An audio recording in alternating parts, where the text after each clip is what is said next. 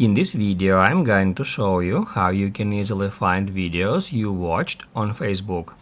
Be sure to watch the video to the very end so you don't make any mistakes.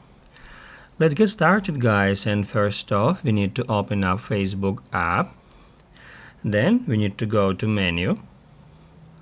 After that, tap at that gear to head over to settings and privacy. And then scroll down until just under your activity you will find activity log. We need to get into activity log first, and then at the top right corner we need to tap at activity history.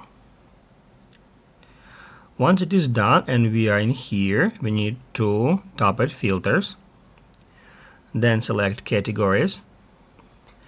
At the very top, tap at your Facebook activity to expand it. Then get into posts. And here tap at videos you have watched. That's how we can easily find all our watched videos history. They are sorted in chronological order from newest to oldest. In here we can tap at any video to rewatch it. And also if we wanna, let's say, hide some item from this list, we can easily do so if we tap right here at three dots and then select delete. Or we can clear all video history at once by clicking right here. Basically, guys, that's it. So if this video was helpful for you, don't forget to hit the like button.